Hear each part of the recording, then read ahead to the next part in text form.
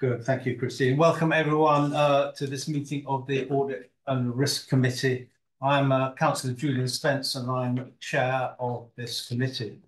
The meeting is being webcast and I have to say if there is an interruption in the cast, we'll have to adjourn the meeting until that connection is re-established. We hope that won't be the case. I'm particularly pleased to see the attendance here tonight, and I would like to welcome a new member, George Murray. Welcome to the committee. We look forward to your contributions and common sense. Thank you, Mr. Chairman. I appreciate it. Hopefully I can make a positive contribution. Thank you very much. Thank you. Tonight we're supported by various officers, and I would very quickly just ask them to introduce themselves as you go through the room. Thank you, Chair. Michelle Tappin, Borough Solicitor and Deputy Monitoring Officer. Richard Bates, Chief Strategic Director of Finance and Resources. Candice Keat, Financial Services Manager. Neil Escocard, Interim Chief Accountant. On the screen, Iona. I've just remembered to unmute. Good evening, everyone. I'm Iona Bond. I'm Deputy Head of Partnership for Southern Internal Audit Partnership, and I am the strategic lead for the Waverley Internal Audit contract. Thank you. On the screen also, who have I got there? Penny? I'm Penelope Skirchley. I'm a Senior Litigation Solicitor at Waverley. Welcome, thank you. And from Grant Thornton? Yeah, hi, I'm AJHR. I'm the Audit Manager for 22-23 External Audit. I'm turning the camera on. It's taking a while. Should be on in a second. Good. Yep. Thank you. Have I missed anyone out? Hello there. Yeah. Sorry, I'm Tafadzon Mbware. I'm the Audit Manager for the 23-24 Financial Statements Audit. Okay, thank you. Thank you. Tonight we've got a very lengthy agenda, so I'm going to ask that questions are both brief and to the point. Members, officers, if you wish to speak, please can you raise your hand, and if you're online, please keep your mic on mute when you're not speaking. So we're going to go on to the agenda. Before we go on to that, I have asked one thing. I'm very conscious that Penny, who is here to deal with item 11, I think, on the agenda, the RIPA report, it's the only thing she's here for. So with the members' blessing, I shall bring that forward. So Penny, if you can prepare yourself, and then we can let you go. So thank you. So on to the agenda. Number one, any apologies for absence? No apologies. None received. Thank you. Item 2 of the minutes of the meeting of the 9th of September, and I would ask the committee to confirm that the minutes that are held then they're being published on the council's website are correct. Agreed. David? Yeah, just, I don't want to prolong things, but just two small questions. First of all, under the minutes, it was agreed that Richard Bates would keep the committee updated on any additional fees due to further investigation. Is there any further information on that? And the other thing is that I did after the meeting write to you, Chair, and also my concern over some of the reports in the internal audit report, and that will be covered later. That is going to be dealt with in part of the ongoing internal audit process. Okay. I will make sure that we specifically address those areas. Was there any news from that internal fees? So I'm not aware of any additional fees being charged in relation to the issues at Guildford Council. I gave them a statement to add into the accounts basically about the position from the Waverley point of view, and that's it. That's the matter closed as far as I'm concerned, as far as Waverley is concerned. Okay, thank you. The only other point I would make on the minutes, there's reference to the us holding a pre-meet on the risk management. That, as members will be aware, has now been scheduled for January. So do I have a approval of the minutes? Agreed. Thank you. So if we now may then move directly to agenda item 11, which is the, oh, sorry, I apologize. Yeah, no, item 3, disclosure of interests. Christine, have we got any interests previously disclosed? Haven't received any. Any members like to make any additional disclosure? Hearing none, thank you. We then have item 4, which is questions from members of the public. Christine, any? None received. And question for item 5, question from members, any received? No received. Thank you. So with that, we will now move to item 11, the RIPA report, on which I think Penny can briefly explain for us, please. Good evening. It's my first time at one of these meetings, so I'm not entirely sure, you know, but yeah, sorry. The RIPA report, the Regulation of Investigatory Powers Act report has been submitted by me, and in essence, it confirms that RIPA hasn't been used in the last 12 months. That's been confirmed by 3 individuals within Waverley who would have used it. And that's in essence what it states. Good. Thank you. Did any member have any comments or questions on that? I think it's fairly straightforward, and I think it's probably good news that we don't have any such surveillance. So I would ask the committee to note that report and regarding the council's use of the powers under the Act. Perhaps so noted, please. Noted. Yeah. Thank you. Penny, that does enable you to have an evening if you wish. You can, of course, okay. Attend. Thank you. Thank you very much. So members, we'll now go back to the order of the agenda, and we have on agenda item 6, which is the consideration of the process in electing independent members. I think, as members will recall, at council we agreed that the constitution would be changed and our terms of reference amended to include provision to include 2 independent non-voting members. The intent here is to drill a little bit more into the process that we the council intend to use to select such members. And I don't know, do we have Deborah on the screen? She was on. I was listening, but I'm not sure it's happening. We don't. Well, I will take it that all members have read the proposals. Yeah. We have got the options of following these or suggesting alternatives. And I guess before I ask members to comment on the proposals, we did, I think, send around a sort of skills profile to all members. But one of the things I think we need to establish is what are the skills and the experiences that we have around this table, so that an independent complement rather than just reinforce the skills we have here.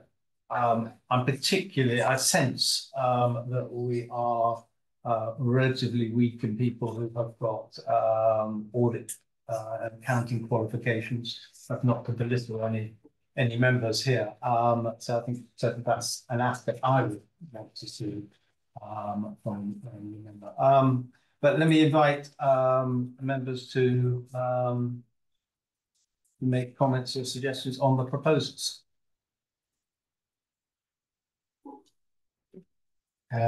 So, I mean, we've discussed this in the past. We do need opted independent members, and I agree with you, Chair, actually we need accountancy expertise to add a bit of value.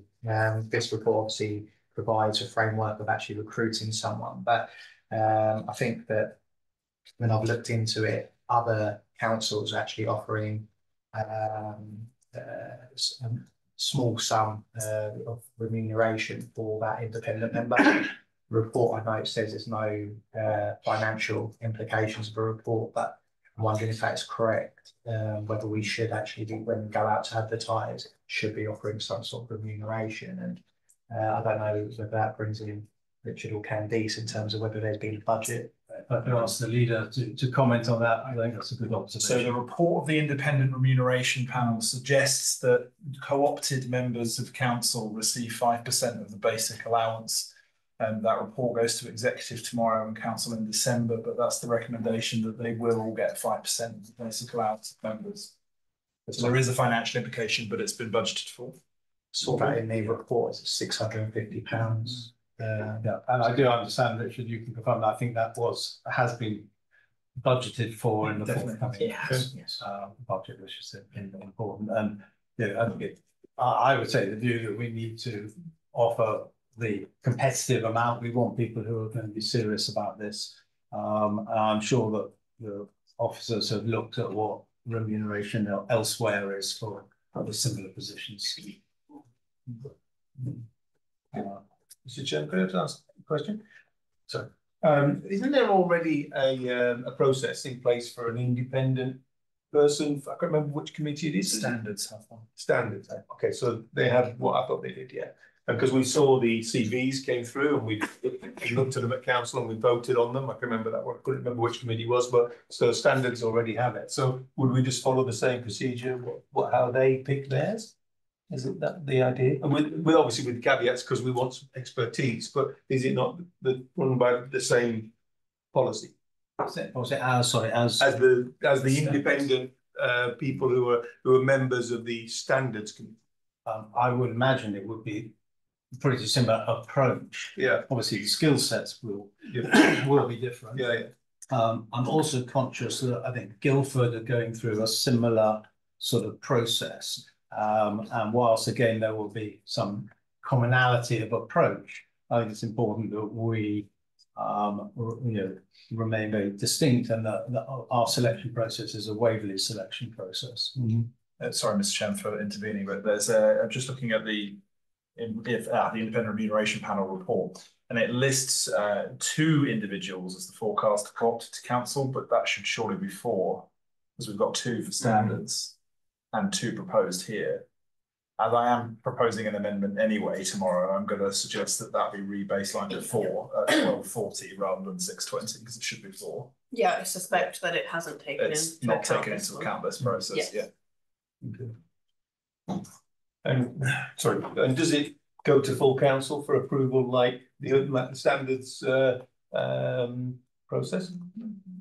Yeah. So when we decide the recommendation, it goes to full council and they have to ratify it. Yeah. Yeah. So I mean, very broadly, it's the Section 151 officer, the chair and vice chair who do the interviewing of then the preferred candidates will be shared with this committee, so that this committee gets an opportunity to eyeball and judge the individuals, and then we will make a recommendation to council. So I think it's a sensible approach.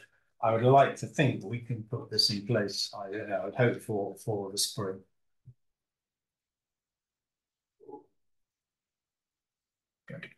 So the recommendation here is that the Audit and Risk Committee agree that the Section 151 officer draw up a role profile, that will be in consultation with us, and place suitable advertisements. We agree that the interview panel comprises the chair and vice chair, together with the Section 151 officer, and agree that preferred candidates are reported to a future meeting of this committee. So if I can have your approval for that, then we can hopefully proceed. Yeah. Agreed. Thank you.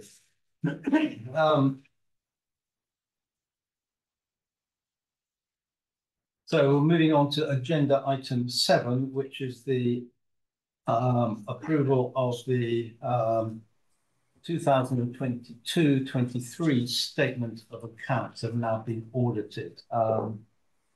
I believe the drafts have already been published on the website, so this is now the final audited version. Candice, would you like to just lead us quickly through this, please? Yeah, absolutely. Yeah, so this is our 22-23 accounts, and it's really good news for Waverley. It means we've beat the backstop. So I think firstly, from Waverley's point of view, thank you to Grant Thornton and particularly AJ, who's been working really hard with us over the past few weeks to wrap this audit up. So attached is the revised version of the accounts. There's also audit findings report is also attached as part of this item. So I don't really have much unless you want to take through any detail. What we've provided today, and I do apologise, was a late amendment to the set of accounts, and that was following some last minute changes, presentational changes, and you've been provided a document as well just to talk you through those changes. Yes, again, I apologise to members for the lateness of that. I hope you've had a chance to look at those. They appear to me to be, as Candice has said, more clarifications in the notes of things which are in order. There doesn't appear to be anything material change there. Do any members have any questions or issues on either the auditor statement of report or the audit findings report?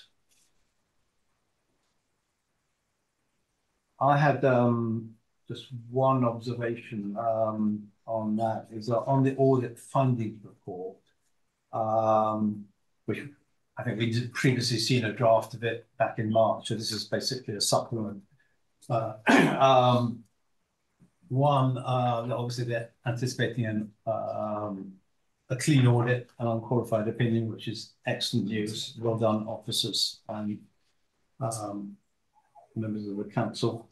But on page 30 to 38 of that report, there's reference to additional fees due to the audit delays of I think £25,000, which struck me as a very high percentage of what was the original fee. Would the officers like to comment on that and whether there's been any pushback on that? Yeah, so we actually we received this last week, had a chat with AJ last week. We met with Richard today with Nilesh as well to go through those, and I think from our point of view it's actually quite a fair charge, having reviewed the types of charges that they're including. It seemed fair to us. I think Richard was happy with it, and having spoken to AJ, I think it could have been a lot worse probably. So we're quite satisfied with from an officer point of view.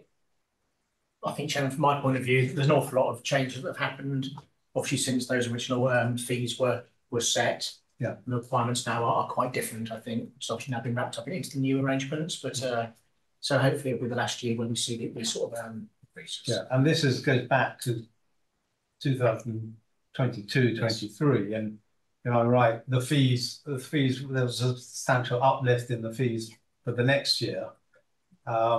And I don't know, Richard, this might be a time for you just to comment on where discussions are for the forthcoming fees, because I know that the PSAA made some recommendations, and I think you pushed back on those. And I don't know where we are in terms of the potential increases. I think the fees for 23-24 increased by 190% nationally. So that now basically sits with us for the next period. I'm not sure, is that 3 years or? It's a 5-year contract. So that's the agreed fee. It's the procurement process that. Sorry, Chair, just intervene like that. But just to give you a bit of. Sorry, are we saying 190% increase in 1 year? Yes, there was, and that was very much. There was a substantial discussion. This is not just for us. This is the basically all councils set, because there's such a backlog. Please add to this. Yeah. There's a huge backlog of fees. There's additional work being done. And there had to be a almost like a one-off major adjustment to get the backlog moving. Is that a correct? It is. I mean, this was obviously nationally procured by the PSAA. And I think a lot of the audit firms who had originally entered the market dropped out. And I think basically because a lot of those firms simply could not do the work required by their own bodies, obviously making sure that they do these things properly for the fees actually that were agreed last time round. So there was always going to be a substantial increase. I would hope now that we would see that either static or coming down in future. I think otherwise you may well see people opting out of PSAA and doing their own level arrangements, but that's for about 4 years' time. So. Yeah. Sorry, so that 198,000 a year. 90%. Oh, okay. So what was the figure? 166. Yeah. So 166,000 a year going forward. So this next year, and is that index linked over 5 years or static? It's 166,000 each year for the next 5 years. So it won't change until it gets to year 5 or year 6. Yeah, in year 6, it'll change from 166,000. Okay. Is that correct? I was under the impression that PSAA were proposing, I think it was like a 9% increase for the next year. AJ might be. Yeah. So yes, the PSA do the procurement exercise and they check. It's not inflation linked, so the fee doesn't go up by inflation. The fee goes up by the amount of audit work required year on year, and that changes because the regulatory environment and the scope of audit changes year on year. So there's a 9% increase proposed by PSA for 24-25, so not this year, the year after, and these exercises will continue to happen at the end of every year to agree whether to increase the fee or not to increase the fee, but totally dependent on how much work goes into audit. So it is 9% for 24-25. That is the following. Thank you, Chair. Could you help me understand what it is that is causing the fee to increase? You know, you seem to be implying that it's additional work. Is this additional work created by government? Is this additional work created by a financial authority? Or what's causing the annual increase? The initial increase, like, I mean, Richard mentioned the 119%. That's just a change in scale fee. So it's increased by 190% in the scale fee. In reality, the change will be much lower, perhaps 100%. The year-on-year increase is dependent on the regulatory environment. So there are various aspects and various stakeholders involved. So that would be CIFA, the code, the provider for the accounting regulator, the code. Then there are regulators like FRC who review the work that the auditing firms do. And that could mean that they want a certain level of scrutiny on the financial statement. And that would mean that we have to spend that additional week to get the sort of assurances that the regulators need. And then there are just the changes in accounting standards, things like IFRS 16, group accounting, which is coming in for next year. These require additional scrutiny and additional work to give us assurance and give assurance to you as well in terms of the accuracy of financial statement. And that sort of causes increases. But the 9% is for next year. It may be lower than that for future years. I understand. Sorry, John. I understand the PSAA is going to be publishing their updated recommendations at the end of this week. So following the consultation, which we pushed back on, we'll hear what their updated recommendation is. Councillor Davison. Well, continuing on from that, there's a question for you, Richard. To what extent do we have the ability to try and control these changes? Because, you know, one goes to one's mind, you've done the audit 1 year. What is the additional risk to us as an organisation by the changes being proposed by CIFA or other regulatory bodies, which would improve the robustness and sustainability of us as a council? Yeah, I think sometimes, obviously, CIPFA and the regulators are reacting to changes in international accounting standards. So, like, for example, the IFRS 16 regulations coming through, being implemented now. And sometimes they are reacting to things that have happened outside in the environment in terms of either private sector issues around firms going bust, or sometimes around public sector impacts where councils of themselves in difficulties. So there's always going to be a moving feast in terms of the work that's going to have to be done. But obviously, you know, we're in an environment in the last few years whereby there's been quite a lot of flux in both the private and public sector. And because we are working on international financial standards, even things that happen in the private sector then get reflected into public sector accounting as well. So unfortunately, it's not a static feast. We do appear to be driven rather than. We do, yes, absolutely. I think that's my question was, this is normal, but you would not do a 5-year thing as this. You'd know exactly how much it's going to be for the next 5 years. It's a different kind of contract. It's a moving fee each year, and that's normal in this environment. Yeah, if nothing changed in terms of the regulation and what the expectations were upon the auditors, then the fees will remain the same. Okay. But obviously, as things do change, and we know that there are still other changes coming down the pipeline, and that will be reassessed every year. Okay.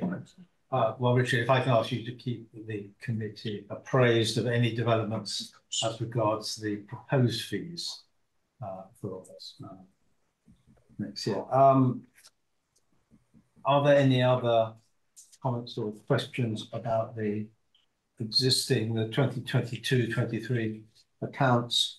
So could I ask the committee to approve those audited accounts and delegate authority to me as chair and the S151 officer to sign off the statements of accounts for the financial year ended 31st of March 23, should there be any immaterial change required before the auditor signs off those. Hopefully that will not be necessary, but just in case. Agreed. Okay, thank you very much. Candice, we're still going to stay with you for item 8, which is the external audit risk assessment for the 23-24 year, which is the next one. Yeah. So yeah, back into 23-24 now. So this is an audit risk assessment that we've completed alongside our work with Grant Thornton. So this just presents the answers we've given in that risk assessment. So we just would like you to review and note that risk assessment. I'll put that on the next slide. Any questions for Candice? Obviously, we are charged with governance, and therefore we are required to both review and approve the responses of the council officers have drafted for us. And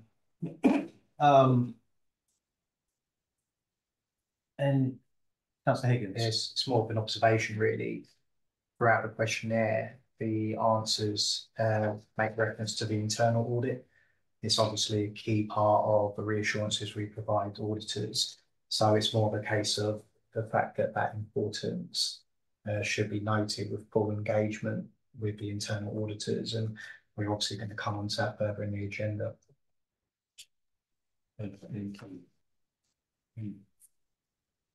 Yep. I have a few questions. Yes.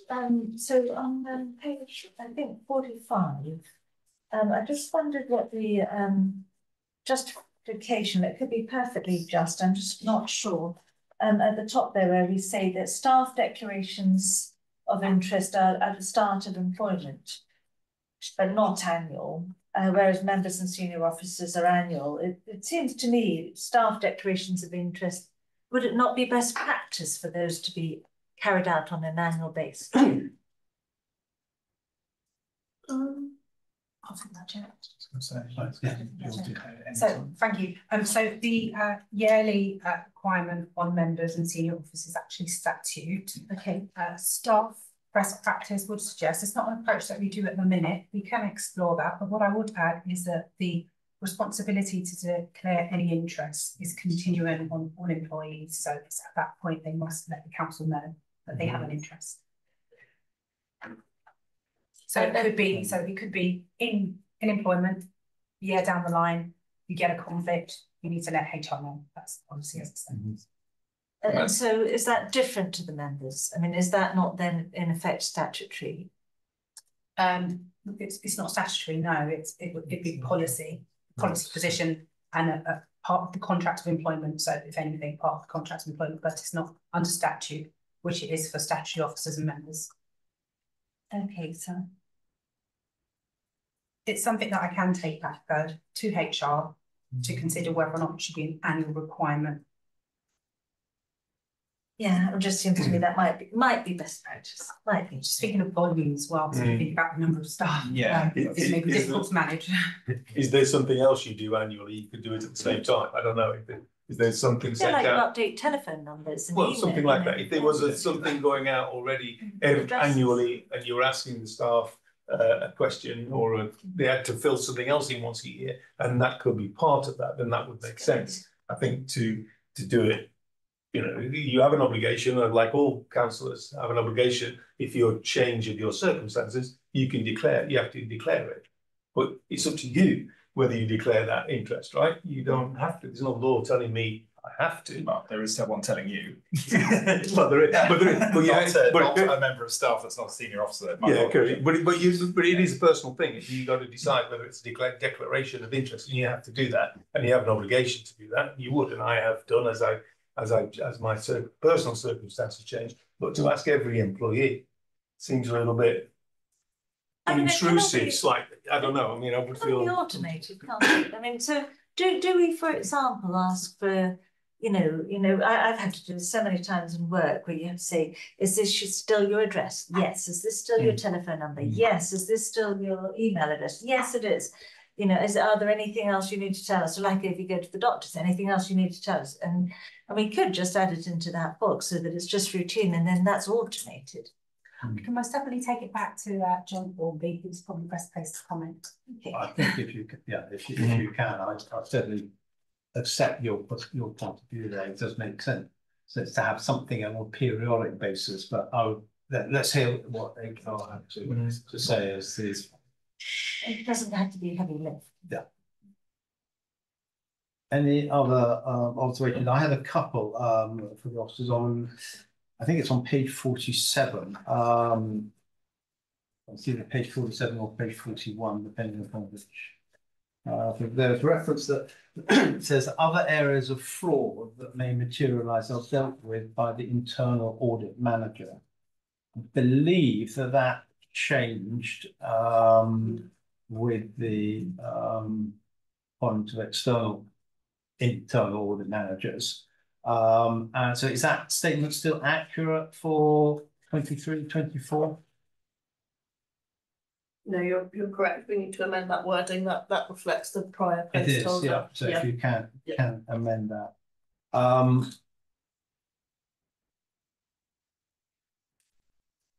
Then the answer to question 7, which says the overall control environment of the authority is adequate, policies and procedures are in place, etc. To my mind, it failed to acknowledge that the internal audit report did say that frameworks of government were limited. I think that statement needs to be adjusted to certainly reflect what was in the internal audit report.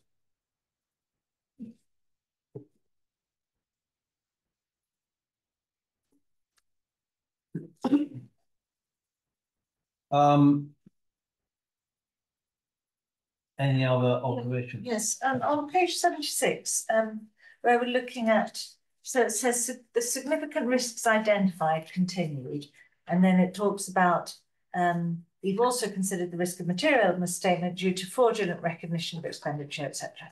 Can I ask what impact does our sort of I'm not allowed to use the word merger, but whatever, joint working with Guildford, what impact does that have on this kind of risk? Given the situation in Guildford, where I understand charges have been brought, pretty serious charges have been brought relating to fraud and embezzlement, and yet we're not making reference to that, even though we actually have had to have an officer go on gardening leave for a long time because of what another officer did in Guildford. And yet we're not talking about that. It seems to me. I'm sorry. Paul, behave. Should we not be talking about that? Should we not be addressing it? Can I just say that I think you're treading on some quite sensitive areas, which I just question whether they should be discussed in the public environment. But Councillor Fowlers. So I just was wanting to reiterate that point, that that's a legal matter regarding Guildford Borough Council, and would also advise serious caution in discussing those matters. And secondly, this audit committee's remit is Waverley Borough Council's accounts, governance and processes, not Guildford's. Yeah, and we're looking at joint working, sharing workload, and so therefore things that are serious things that are going over there could well leak into what our team is doing, and yet we're not talking about it. No. No, that's I think this was covered in the last meeting that we were at, because, I mean, correct me if I'm wrong, Grant Thornton were holding up signing off the accounts until they looked into it. If they are now signed off because they're satisfied, there is no impact, and I think that's reflected in this report. So we're just not talking about it? No, we did talk about it in the last meeting, and there's no impact as far as I'm aware. Yeah, so as I said earlier, so we put some statements to the external auditors basically to say that in terms of the investigations that have been done, we have identified nothing basically that has impacted Waverley's accounts. I think, yeah, if I can add as well, I mean, so I think we're always talking about the control environment. So if a change were to happen where, for example, teams were to merge and Guildford offices were able to interact with our systems, we'd have to assess that risk and the controls that we have in place. As it stands, it's Waverley Borough Council employees are the ones that can influence our accounts, and we have sufficient controls and continue to have sufficient controls in place for those employees. And I don't think there's been a suggestion anywhere that any other member or non-Waverley staff member would be able to influence our accounts. So if that control environment changed, we'd have to take that risk assessment and look at it again. But this is just looking at our current control environment and those things that we do have control over and the impacts that we may have as a council. But this is Waverley Borough Council prepared accounts. Just one other comment, Chairman. So the other question the auditors asked was around the actual contractors that are being investigated, and basically Waverley do not have contracts with those contractors. So I think the assurances basically were as good as we could possibly give that our accounts are not perfect. Yes. Thank you, Chairman. Wasn't there an independent report on the working of all that with Waverley and Guildford? And there was a Guildford report which we saw for council, and then there was a Waverley report from the partnerships, I think it's called. Yeah. Has that been released yet and come out yet? Have we seen that as full council? So the local partnerships draft is in progress, and I gather we'll be seeing that imminently. It's been finalised, yeah, I think, earlier this week. Guildford have had their Solace report. We are having the same panel do us a Solace report, minus the fact that unfortunately one of the panel members who originally did Guildford has died in the intervening few months. But otherwise we'll be having the same group of people, and I believe that Solace report will report in, I think we were saying, April or something like that, weren't we, for us? Or something like that? I have to double check with Pedro, but it's certainly next year. So we are due the local partnerships report, and our Solace report will be in the new year at some point. Yeah. And that will answer some questions about audit and risk and contracts and reassure. Yeah. Okay. And I would remind members that this is effectively a questionnaire for the guidance of Grant Thornton in the way that they will pursue their investigation. So there's, it was obvious from last year, the implications of any investigation was something that they honed in on and attended to. So yeah, I'm comfortable. On page 79, can I ask, what is the scale of the, is it an underestimation of a pension fund net liability? Have we got that anywhere? So it's the second column, page 79, bottom paragraph. where it says, we therefore identified valuation of the authority's pension fund net liability as a significant risk. What is the scale of that? Right report. Page 79. Evening. I believe you're talking about the audit plan, the external audit plan. Is it? It says significant risks identified. Yes, so yeah, you're Yes. on audit plan. So as the next agenda item. Oh, sorry, I beg your pardon. But Hold that question then. We'll then just go back to the risk assessment, and the committee is here to review and approve the responses. So with the amendments suggested, I would ask for the committee to approve the responses. Yeah. Agreed. Thank you. So that does take us to the audit plan. Candice, is this you or is it AJ going to? I think if I can hand over to Taff, if you're happy just to introduce the plan. Yes, certainly. Good evening. So I'll be the audit manager for the 23-24 audit, taking over from AJ. One of the key things I'll highlight is we've got a new team starting from the key audit partner, who is going to be Ade, taking over from Matt Dean. And we've got Louis Barber, who will be the in charge on the 23-24 audit. So at this time, we've completed our planning work, with the exception of the informing the audit risk assessment document, which we required this committee to ratify. And then we take that document as being final. I note that there are adjustments that we've spoken about that will be made to that document. We'll appreciate a prompt response to that so that we finalize our planning work. We're currently doing our field work. We've been working well with the finance team of Candice, Neelish, and the other team members.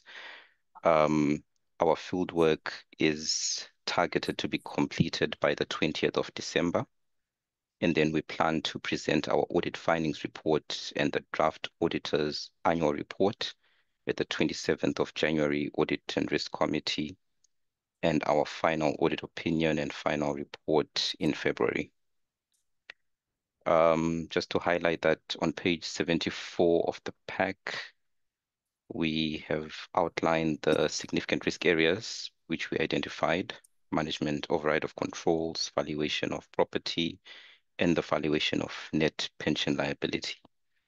I can just add some light there, as a committee member has asked a question on that. On the valuation of the net pension liability, we scope this in as a significant risk due to the fact that it is very material in nature. This year, in the draft financial statements, we've got about 5.2 million as the net pension liability disclosed on the balance sheet.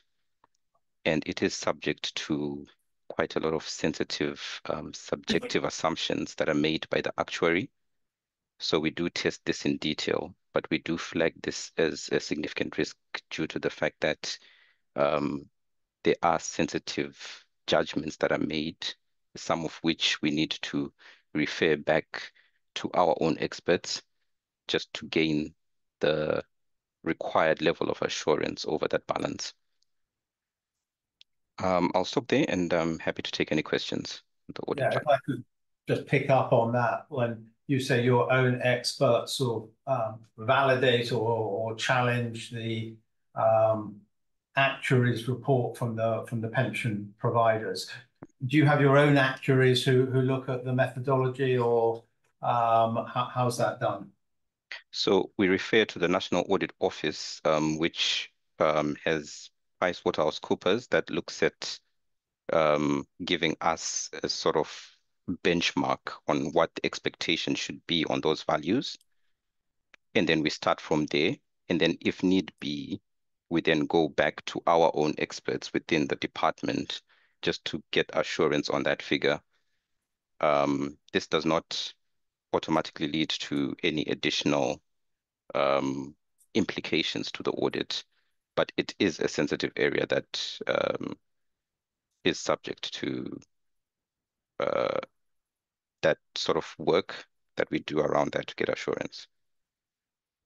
Thank you. Councillor Murray. Thank you. So in layman's terms, you're guessing at how long people are going to live, and outlining people who are going to carry on working and what their final salary is going to be. So this is just all guesswork. It's an estimated. That's what actuaries do, I imagine, right? Yeah. That's what insurance actuaries do. But that's what it is, and that's why you can't again say this is how much it's definitely going to be. I just don't know.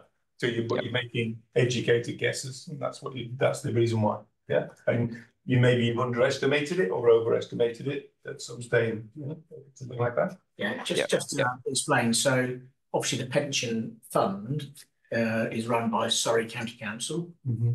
So they will basically determine what those assumptions, well, they work with their actuaries around what those assumptions are. They provide to us basically the elements that go into our accounts. So we don't have discretion around that. They will do that consistently across the whole fund. Okay. But you're quite right. It is obviously assumptions around longevity, future tax, future inflation, and all those sorts of things. Does that answer your question on the pension?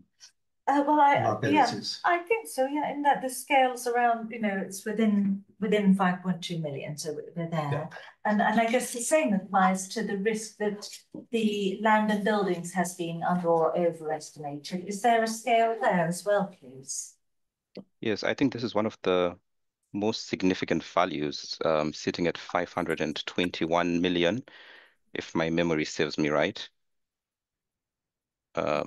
So it is a very material figure, and it is the same sort of process where the finance team has employed Montague Evans to come and assess the value of the assets.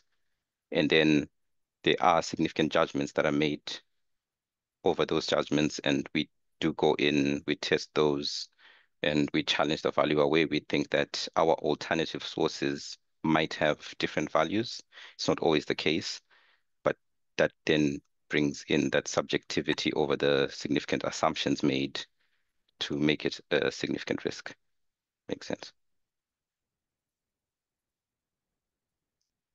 And is that something we should be worried about, or is that just like normal? Like, there's always going to be, for every valuer will have a different valuation. Is that just business as usual, or is that something to worry about? Well, it's not something I'm particularly worried about. It's been an issue for about the last 7 or 8 years on local authority audits, where I think elsewhere they'd found errors basically both in the private and public sector accounts. So it's been a particular focus of audit across the whole country basically since then. Yeah. Agreed. Leader. Worth just flagging a decent proportion of that is actually our council house stock. It's not lots of assets that we've just been buying, say, a la Woking. This is a decent proportion of this is the HRA, isn't it? So, yeah. If I may, I have one question. I can't locate the page it was on. There was a reference to the IFRS 16 lease changes. And I was just going to ask whether the impact of those changes is expected to be material in any way. We don't expect so we've done an initial assessment. So for us, we won't really be worrying about it until the 24-25 accounts. But having done an initial assessment, it's not going to be something that's of large impact in ways at least. Thank you.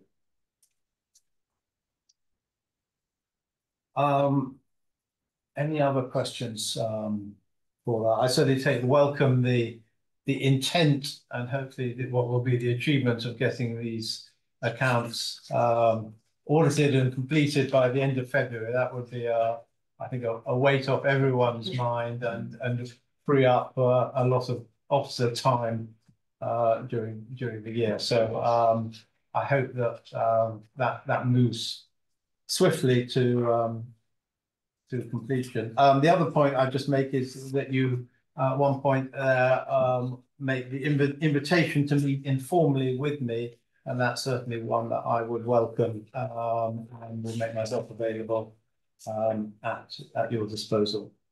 Thank you. So if I could ask the committee to note the plan. All noted. Yeah. Thank you very much.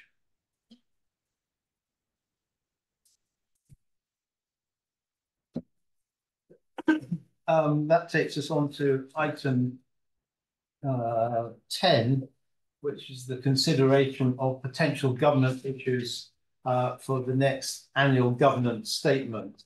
That, if I will remind members, is, and correct me if I'm wrong here, is the statement for the 24-25 year, and on the basis that the 23-24 year is the one that's attached, or will be, has been agreed by us and signed off now. So if I'm correct on that, and that a copy of that is attached to the back of the audit opinion. Yes. So at this point, the committee is just being asked to raise any particular concerns or issues that are not included or new changes that they think should be considered when it comes to the annual government statement. We will have the opportunity to look at this subsequently, and we're not at this point being asked to approve anything. It's merely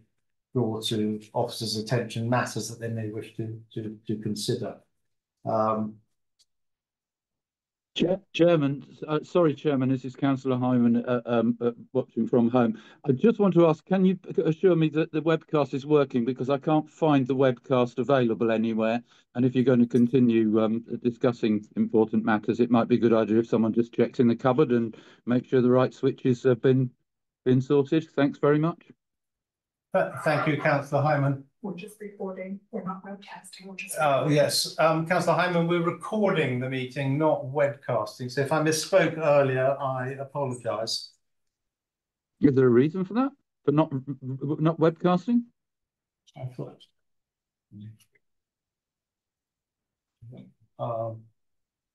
Sorry, Chair. You can continue. It's just that if anybody's going to speak, it's always through the chairman. So we've just got to make sure that there's proper controls. Okay. Over whosoever may be speaking to. Okay. So we are recording. Yeah, we are recording on YouTube, but we're not live streaming, Chair, because there's some technical difficulties today. Oh, okay. Unfortunately. Okay, so Councillor Hyman, I answer there's some technical difficulties today. It is being recorded on, and it will be on YouTube, so you'll be able to follow the full full meeting on YouTube. So to raise his hand next time. If he could raise his hand next time. If he could raise his hand next time. Yes, and yeah, please, in next time, if you could just raise your hand before you speak. Thank you. We were about to talk about the sorry, Councillor Davison. If I may, with the government statement, what would be very helpful is we could have an early draft to look at. The draft triggers, certainly in my mind, potential gaps or other issues regarding our statement of governance. So could I ask, when do you propose to get a straw man draft out? Yeah, so for you, Chair. So the plan for the AGS is going for a bit of a review at the moment. So we're working alongside our colleagues at Guildford to develop a new process map and a new proposed AGS. My hope, you know, if everything goes well with this audit, we'll be back in January with the first draft of those new process notes, as well as an outline for the AGS for the coming year. That would be good to receive that, because then we could share with you, Chairman, and with other members of the committee any thoughts which we might have as to gaps or things which may need to be included which haven't been included. Thank you. I agree with that.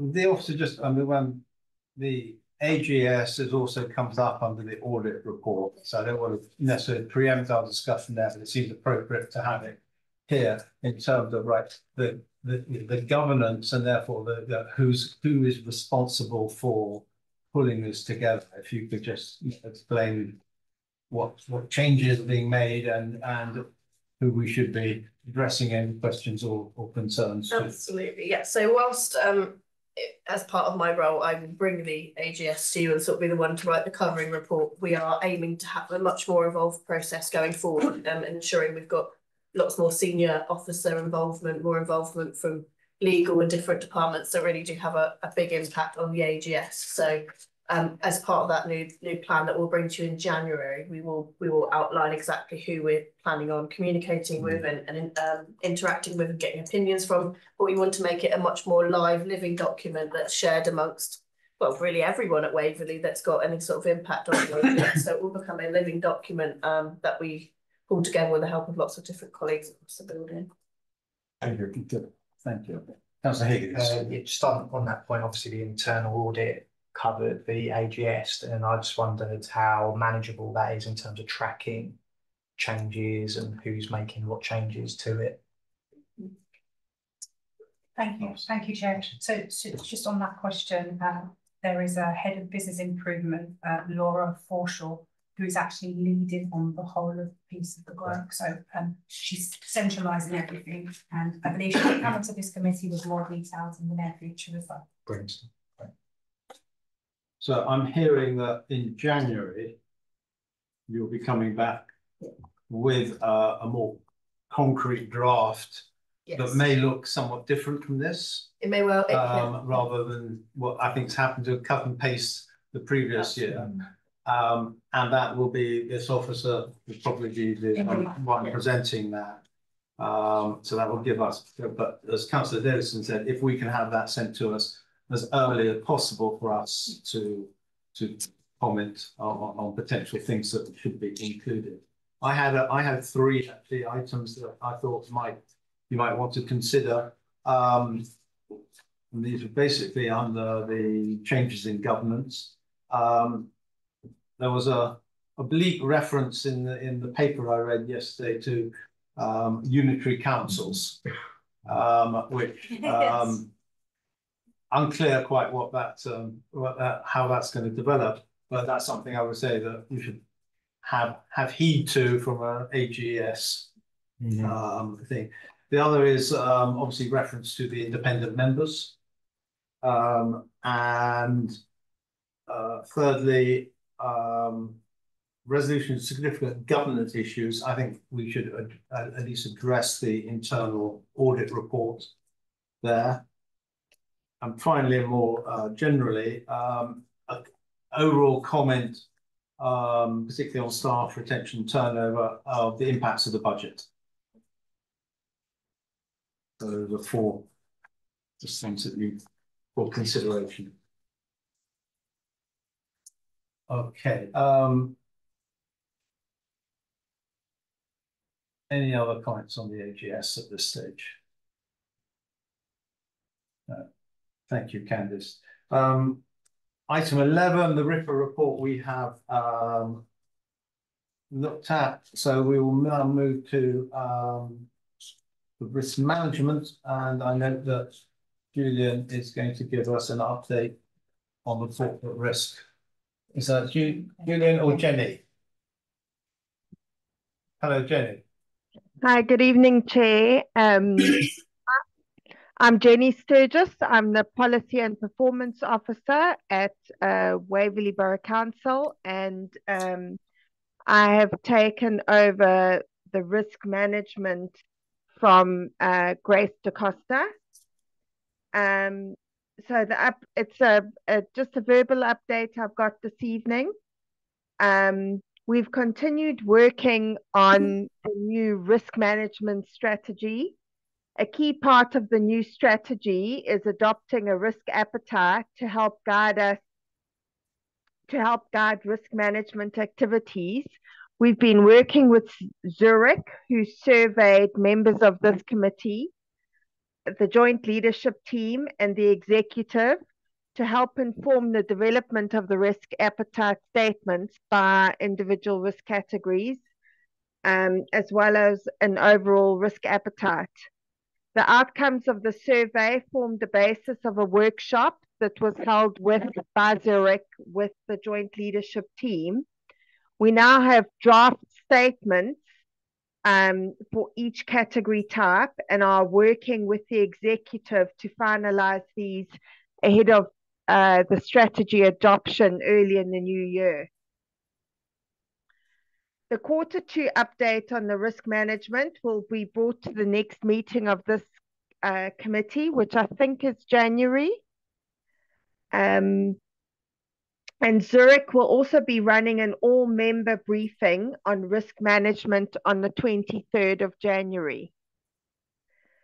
The new strategy will be brought to this committee in the new year prior to anticipated full adoption at full council, sorry. So that's the update I have for this meeting, and we'll be bringing a lot to you at the next meeting in January. Thank you, Jenny. Any questions for Jenny? Well, I'd first like to just welcome you to the risk management role. It's something that you'll find that this committee takes very seriously, and it's pleasing to see there are developments. I think we saw some significant developments, positive developments in the process and earlier in the summer, and I really would like those to continue. And what I hear from you, things are moving. As you do this, I think one thing that this committee would probably like to see from is actually getting the assurance that the officers and whether it's the senior management team or whatever are using the risk appetite, the risk registers as part of their decision making. And yeah, I think we've heard statements that they are reviewed at meetings and so forth. I think that's an area I'd like you to focus on in terms of giving this committee the assurance that senior management is drinking the Kool-Aid, if you like. Absolutely.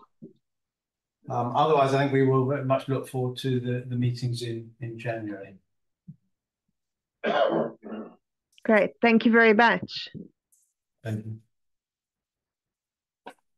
Thank you.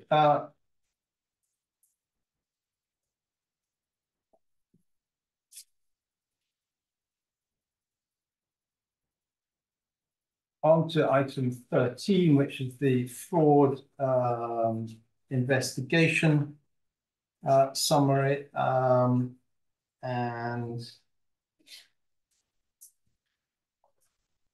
I've got Jose down to comment on this.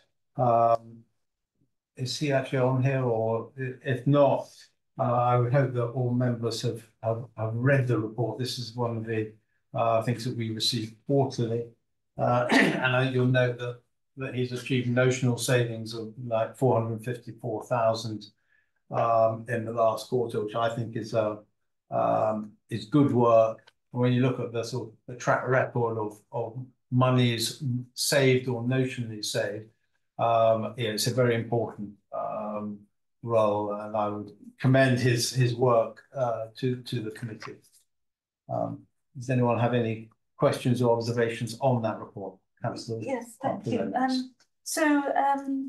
Just a couple of things. I do. A few people here will be aware that something I'm very interested in as still a new councillor is benchmarking.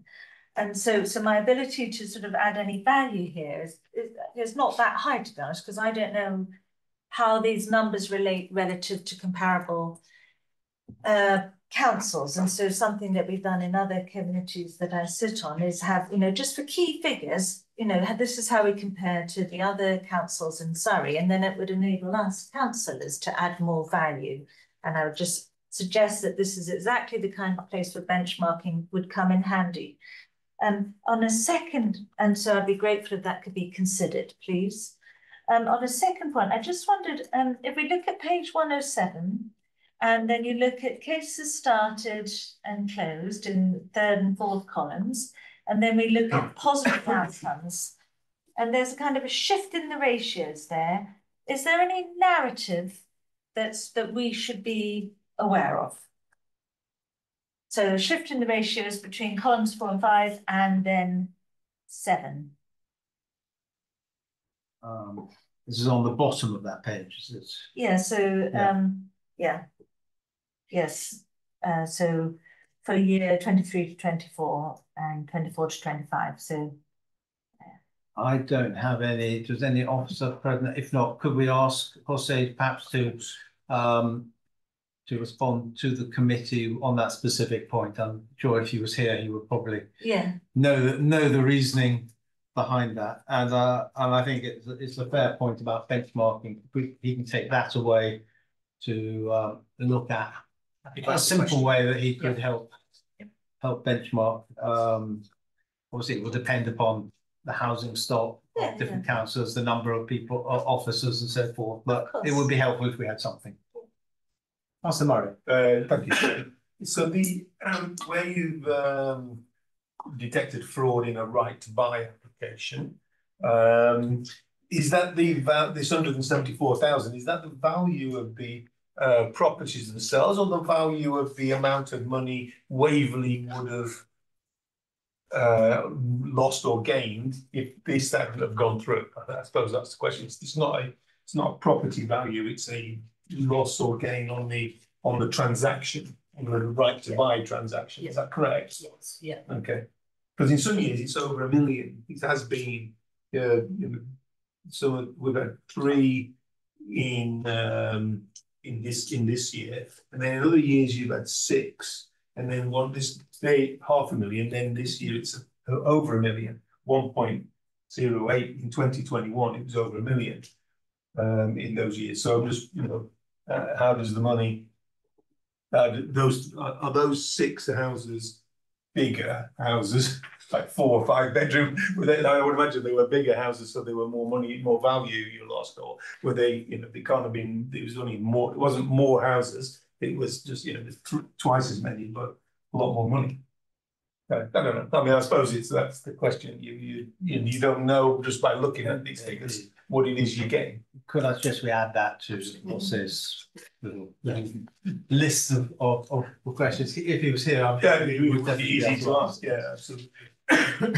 But he does a brilliant job. I mean, but what we're getting for 80,000 is the amount of money. You know what I mean? We now get we save that. Should get a gold medal in every department. Absolutely. So I would ask the committee to note the outcome of the activity he's done, and at the same time I'd add our commendation for the efforts. Thank you.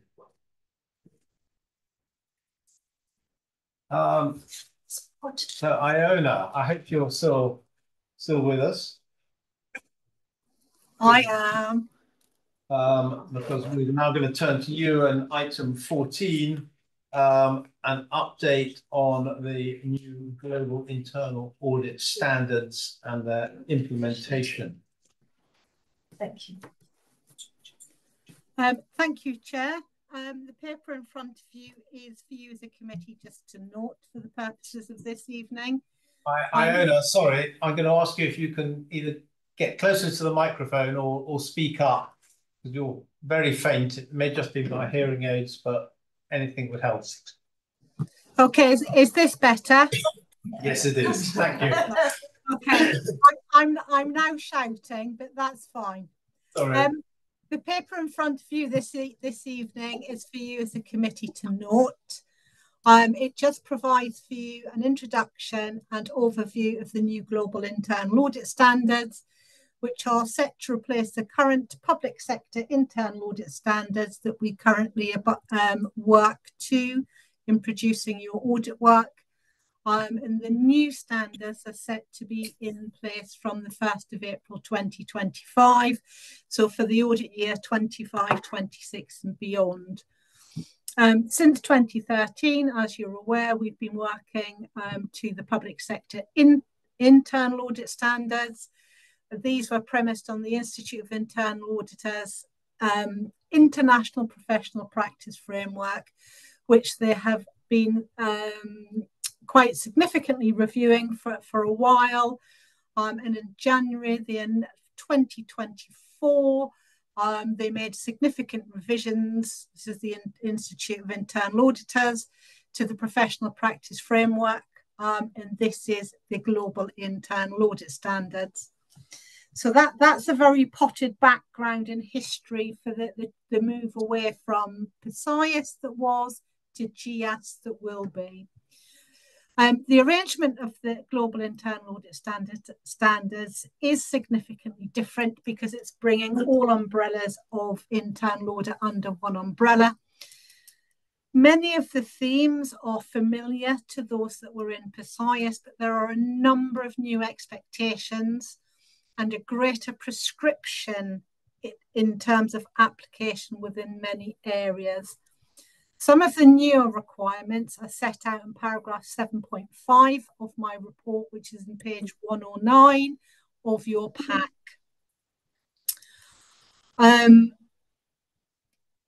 As I just said briefly, the global standards are applicable to both the public and private sector. However, there has been a recognition that the governance, responsibility and authority at board, what they call board level, so for us, it's yourself as an audit committee, is very different across the sectors. And with that in mind, it has prompted 2 consultation documents specifically across the public sector. The first one being an application note. In this place, there's a number of additional requirements and interpretation of the standards to the public sector. The consultation is now closed and we're waiting for the final document, i.e. what changes, if any, to that application note are being proposed. Some of the key additional requirements from the application note I've set out in paragraph 7.9, which is in page 110 of your pack. And the second key consultation has been in and around the code of practice for the governance of internal audit within UK local government.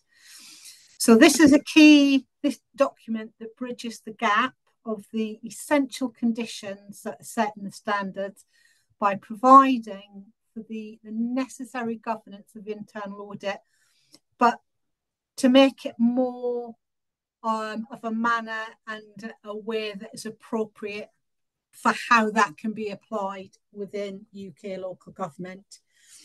It's seeking to address the key differences within the powers of boards or audit committees to reflect those changes within powers and delegations across the 2 different sectors and make it more, the public sector element, more tailored to how it actually works in practice within local government. Sorry, I'm nearly finished on this one. The other key thing that is important for you to know is that whilst the code of practice is essential to the effective discharge of the new standards, this of itself is something that the council needs to be aware of and ensure that they have in place. So it's the council's responsibility rather than us as your internal audit provider to set in place that code of practice. So the consultation on this code of practice is still open and closes at the end of November. So again, we're still waiting for the final outturn on that. And again, it's reflected in the conclusion of the cover of the report to yourselves. Within SIAP, we have undertaken an initial self-assessment and gap analysis of the new standards. And we've developed an action plan for our own use internally to bridge any of the gaps that we may currently have between the new and the existing standards to make sure it puts us in the best possible place to be ready for the standards once they come in April.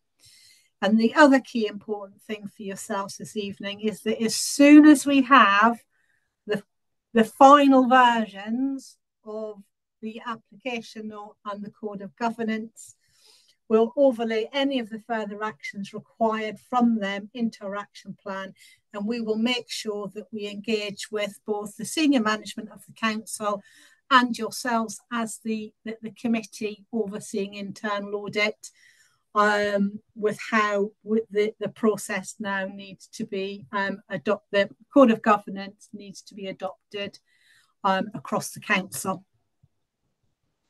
So in effect, the standards are coming. They're not quite there yet.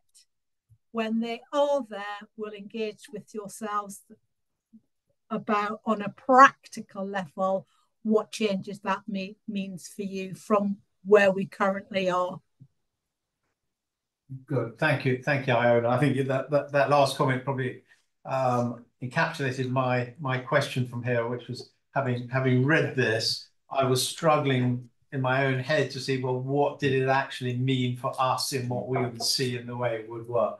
But I'm hearing you saying it's still in draft. When we get the final one, you will give us hopefully a briefing on how it will, how you expect it to impact us. And I think that would be very useful. And I note your comment also that this is something that the council needs to be very cognizant of. And I hope the officers have taken that on board and are following these developments keenly as well. Just to say on that, so the monitoring officer and I met and discussed some of the issues with Iona and also Neil Pittman, the head of SIAP, last week. So yes, we're taking it very seriously. Good. Any questions from members? Yeah. Thank you, Iona. We look forward to a further update sometime before April, I guess. We're going to stay with you now for the quarterly internal audit plan. And if you would briefly... Yes, ready? Yep. Excuse me. Okay, so this next paper for you for this evening is the proposed excuse me, Q4 plan for 24-25, and it's a document for yourselves as a committee to approve. It's in line with the change of approach that we introduced at the beginning of 24-5 to bring you quarterly plans rather than just the one annual plan. Just the key changes for you really to the format as previous plans. We've now incorporated the current risk register, and thanks to Rochelle for pointing out that I hadn't incorporated that, so that's now in there. I have got one low risk in there, but in future it will just be the medium and the high and medium risks in there. So again, it just clearly shows where we've been able to map the audit coverage to the strategic risks on the risk register. The section where I've got the actual plan for the quarter, what I've done is now it's the build-up of the plan over the year. So I'm conscious, for example, when I presented the Q3 plan, it literally just had the audits in for Q3, and we're losing a little bit of sight of all the other work that's been ongoing through the year. So now you'll see as the year builds up the plan itself for the year. In terms of the systems for Q4 to be covered, we're looking at decision making and accountability. So that's things all committees, members and officers, delegated decisions. We're going to look at corporate policies and procedures for safeguarding. We had in no, we didn't. We in reflection of one of the new risks on the risk register, we're looking at charitable trusts. It's envisaged that as a build-up, as a follow-on to that, in Q1 of next year, we'll look at commercial interests, and that will cover off the global risk in the risk register around commercial interests and charities.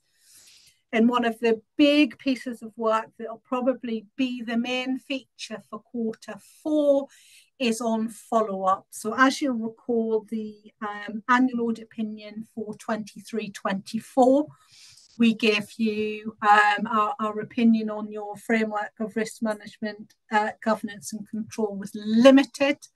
with a number of individual audits that we conducted, resulting in a limited assurance opinion. What we are going to do is detailed follow-up on those, or as many of those individual audits that resulted in a limited assurance opinion as we possibly can, to have a really strong, firm view to come back to you as a committee on the robustness of the implementation of the agreed management actions and whether they do appear to subsequently be operating in practice and have mitigated the control weaknesses that were identified within the original audit report. There were a lot of systems last year that resulted with a limited assurance opinion. We will certainly first and foremost follow up all of those that fall within the key financial system category, and then we will look to all of the others, prioritise them, and get round as many of those as we possibly can within the time that we've got available. But we'll, outside of the key financial systems, I'll work quite heavily with Richard and also the rest of the wider CLT to determine what are the priority systems for follow-up outside of the key financial system reviews. And I think that's all I wanted to bring to your attention in terms of the Q4 plan. Thank you, Iona. Just to confirm that follow-up audit, so when will we see or hear the outcome of that? So all of that work is going to be undertaken during Q4, so over the January to March period. So as much of that is concluded, which I would seriously hope would be all of it, will be included within the annual audit report for you. Because there will be no progress report. Yeah. So we won't have concluded the work in time for the progress report that will come to you in March. So it will be covered off within the annual audit report. Because I think this really touches on the point that Councillor Beeman was making earlier, to making this committee keeps its finger on the follow-ups from your report. And I think, to have an update on that at the next meeting of how far you've got, any particular observations you've had would be important. I know it will come in the annual audit report, but the earlier we can get up a heads up on what you're seeing, the better. Sorry, Chair, if I may interrupt, and I can appreciate that sentiment and that viewpoint, but just as a reminder, we only ever bring to you as a committee work that has been finalised. We don't bring the details of work in progress to you, because obviously we need to make sure of factual accuracy and agreement with officers before we strike a final report and report to you as a committee. In which case then I would ask if one of the officers at the next meeting can give us their perception on where that particular audit is heading in terms of what they're seeing and progress towards it. But I don't think we can really wait until the final report. We'd like to hear what's happening before then. And of course that report from I'm hearing here is focused on the management actions where you have a limited findings on things. Does that include the risk management and the AGS, which would be, to my mind, two other prime issues in the audit report? So it won't, as a follow-up, it won't include risk management, because that risk management report of itself was done over 2 years ago, so it falls outside of the 23-24 year. We would deal with that in any detail only via a full re-audit. That's certainly something I can put on the agenda to discuss when we come to do Q1 planning.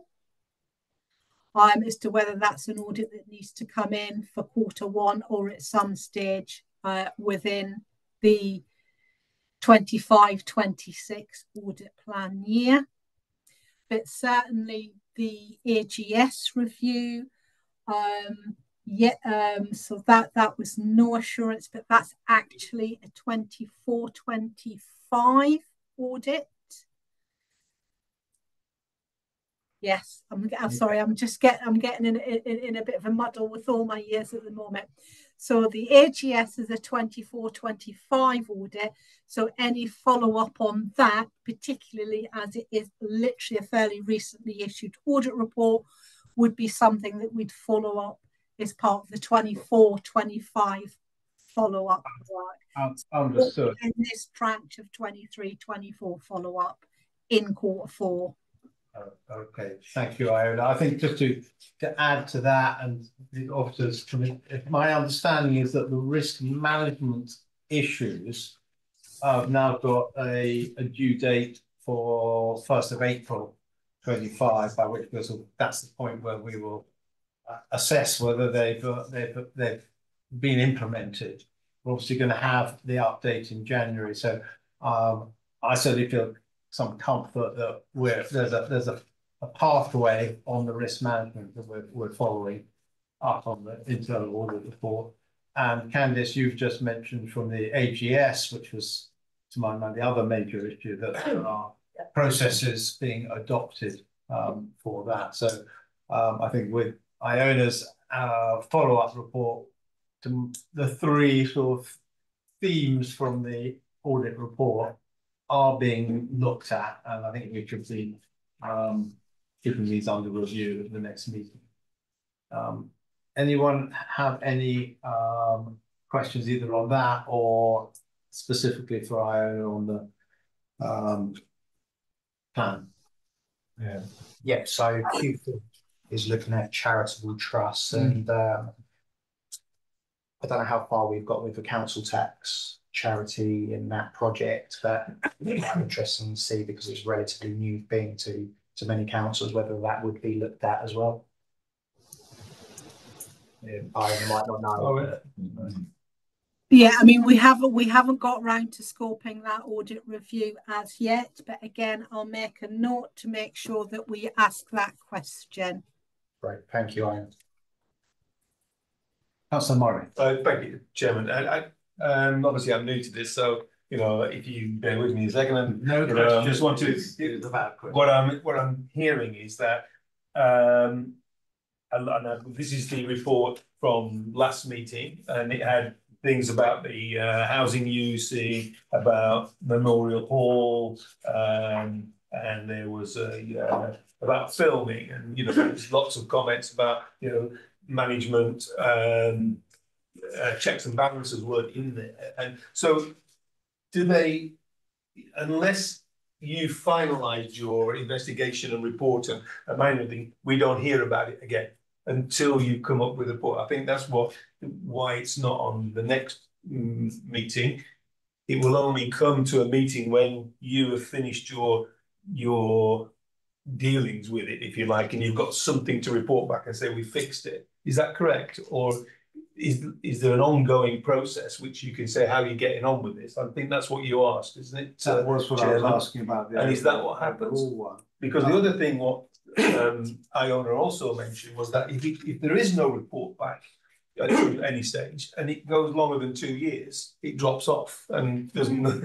It disappears, and I was a bit concerned about that. So you could keep kicking it down the pan, and you could. Iona may wish to comment, but I think the next item, the progress report, should show us where, excuse me, where we are on each of these, going from limited to hopefully being ticked off. And if there's a change in the timescale that has been agreed by Iona and the officers, that should be on that report. Okay. Yeah, I mean, I looked at them both together because they were sort of joined together. One was a plan future and one was a progress about how we're getting into that future. So I was sort of reading them both at the same time as a part of the same thing. So there is a, so if I can just clarify, there's a process when you're looking at this filming, you say, okay, so this, we've identified the issue, these are the issues, how we're going to fix it, and then you go away and work on it, fix it, and then the internal auditor will then come back to this committee with, this is how we fixed it, or we can't fix it yet, but we're working to fix it, or some sort of progress at some stage. Yeah, so they'll report back basically in terms of outstanding actions or things that have not been met within the right timescales. Yeah. But yeah, where we've had limited assurance, then those actions will be brought back to the committee for another day. Okay. Yeah. Is that what happens? Sorry, and Councillor Murray, if you move to page 1 through 9 of the report, so yeah, this is where I look at it anyway. Yeah. Which is the progress report. Yeah. You'll see there a table of the audit reviews, and for instance, you've got events and filming on there. Yeah. Have that limited. This tells us that there were 11 management actions, of which 2 are not yet due, 9 have been completed, and obviously I will focus, and members may choose to focus otherwise, but on which one are on the high and the medium ones that are overdue. Those are, that's the way I look at it, but there is a follow-up so that we can monitor. Oh, I knew there was. Sorry, forgive me, but thank you very much. Thank you. So could I have a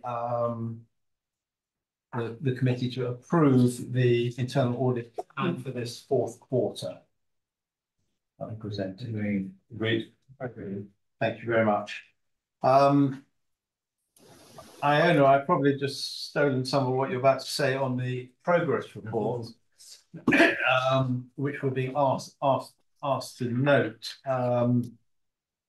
And I think this is, you know, important because this is where we look at what overdue items are, how they've changed over the quarter, and some of the comments that Iona may put here. So Iona, are there particular things you would like to draw our attention to in this report? Thank you, Chair. I don't think there's anything of huge significance to draw your attention to. I'll just take you to page 138, section 3, performance dashboard. We are about where we should be at this stage in the year.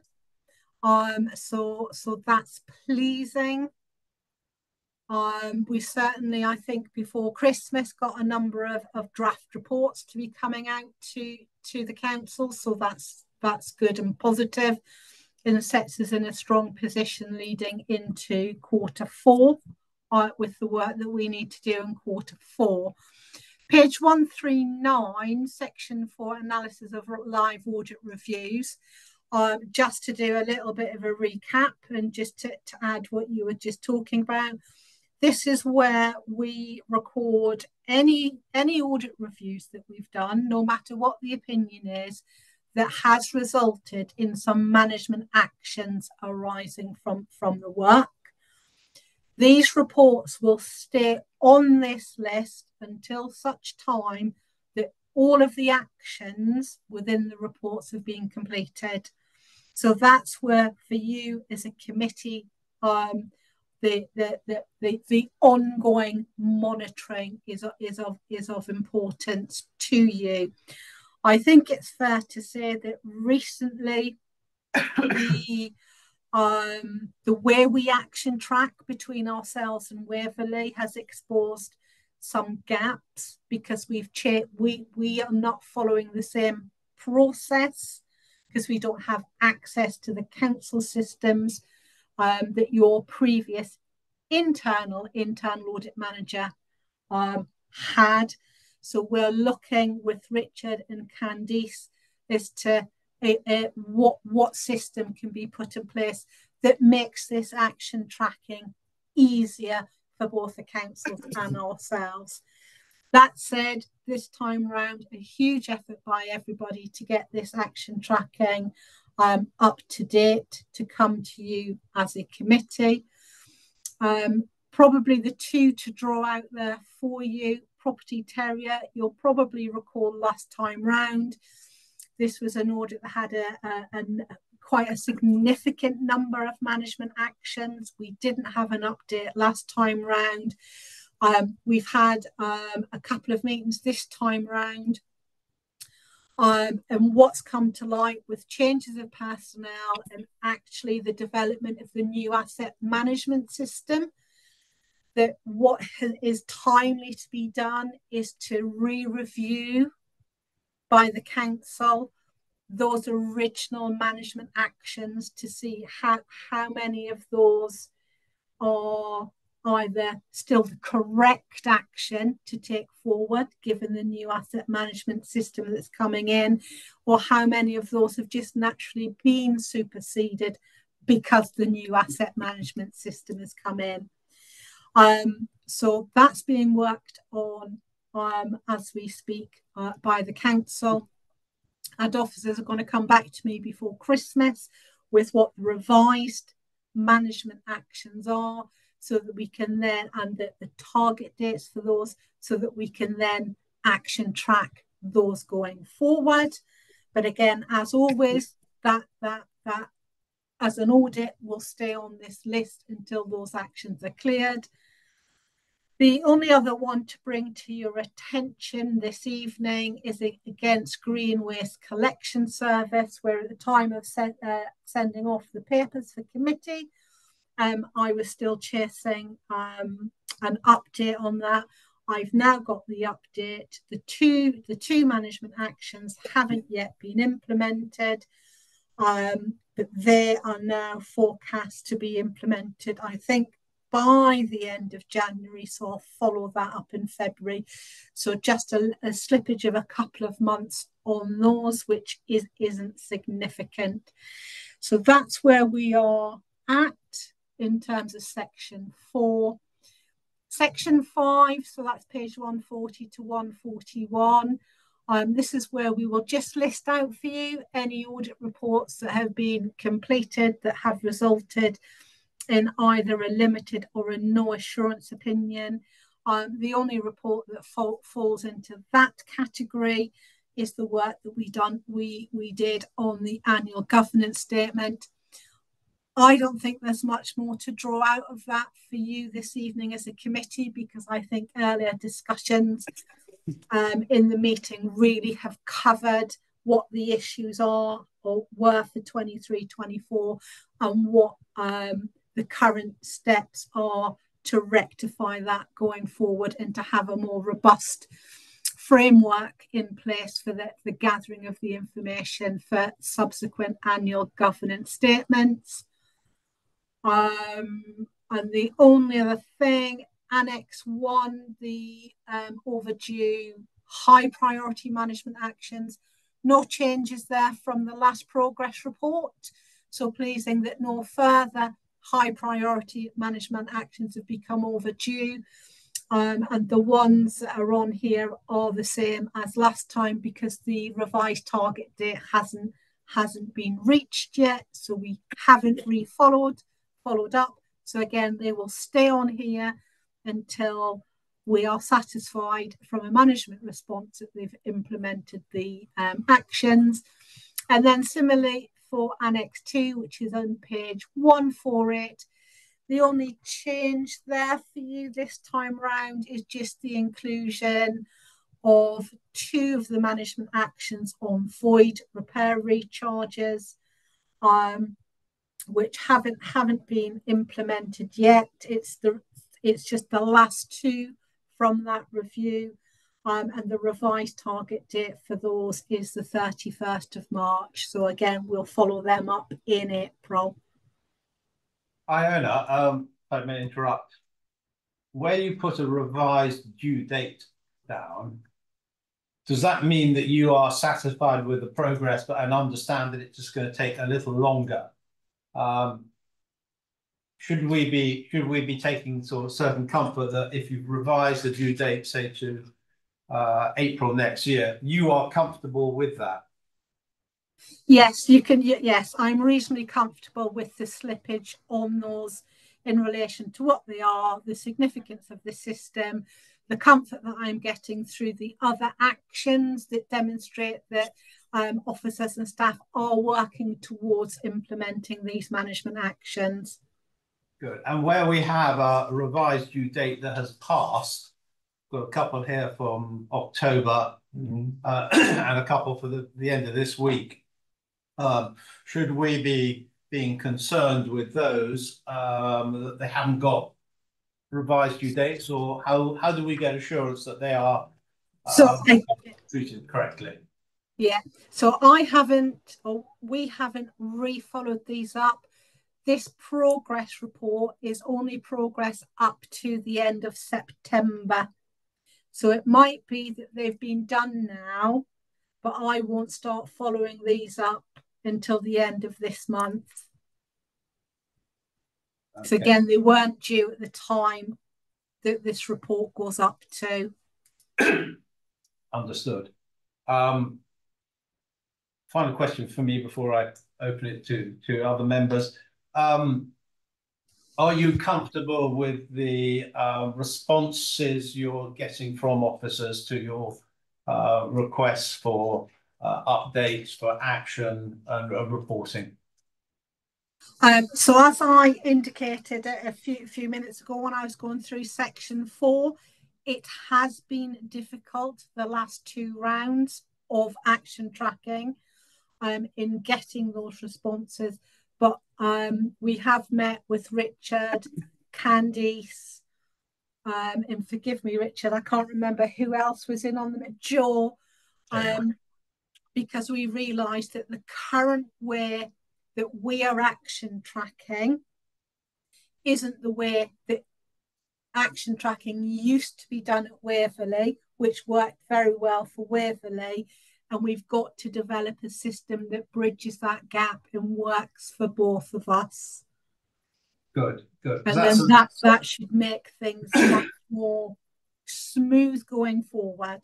I think that would be a really good thing to have, because I get concerned when things don't change from one quarter to another quarter, and it's difficult for us to see, look, are the officers really engaged with this process? Are they taking it seriously, or is it it's pushed to the bottom of the pile because you've got so many other pressing things? And I'm sure, Richard, that will you could elevate that to the other departments as well. Absolutely, and what we've agreed basically is that Joe Knight on the Guildford side and Candice on the Waverley side will act as that liaison basically in terms of the audit tracker. Yeah. So they will be my people to go around press down on people to make sure that it is up in the importance it should be. So. Okay, thank you. Right, Councillor Murray. Thank you. So looking at that and listening to what you just said then, Chairman.